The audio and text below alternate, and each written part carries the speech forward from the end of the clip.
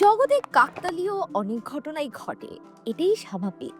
এই মুহূর্তে বিশ্বের 4টা কি 5টা ফ্র্যাঞ্চাইজি ক্রিকেট চলছে। এদের মধ্যে বিপিএলও একটা। এটাও এক রকমের কাকতালীয়। তবে বাকিগুলোর সাথে বিপিএল এর ফারাক অনেক। বিপিএল মানেই তো বিনোদন, প্রিমিয়ার লিগ। বিপিএল মানেই তো বেপরোয়া প্রিমিয়ার লিগ। অথচ লোকে শুধু দুর্বার রাজশাহীর কথাই বলে। আচ্ছা, রাজশাহী কি একমাত্র দল যারা খেলোয়াড়দের টাকা পরিশোধ করেননি? না, দুর্বার রাজশাহীর ঘটনাটা প্রকাশ্যে এসেছে খেলোয়াড়রা প্রতিবাদ জানিয়ে অনুশীলনে না যাওয়ার পর। বাকি ফ্র্যাঞ্চাইজিগুলো কি বুকে হাত রেখে বলতে পারবে তারা সময় মতো নিয়ম নীতি মেনে খেলোয়াড়দের পারিশ্রমিক দিয়েছে? ম্যাজিক হার্বাল টুথপেস্ট দূর করে দুর্গন্ধ সৃষ্টিকারী দাঁতের সমস্যা। ইয়েস, দেখাও তোমার ম্যাজিক। নিয়ম ছিল টুর্নামেন্ট শুরুর আগেই পারিশ্রমিকের অন্তত 50% পরিশোধ করতে হবে। সেটা কি আদৌ কোনো দল শতভাগ পূরণ করেছে? খোদ বাংলাদেশ ক্রিকেট বোর্ডই বিসিবি কি কোনো নিয়মের ধার ধারছে? ক্রিকেটাররা তো এখানে কোনো রকমের আনুষ্ঠানিক চুক্তিপত্রে সই না করেই স্রেফ মুখের কথায় খেলা শুরু করে দেন।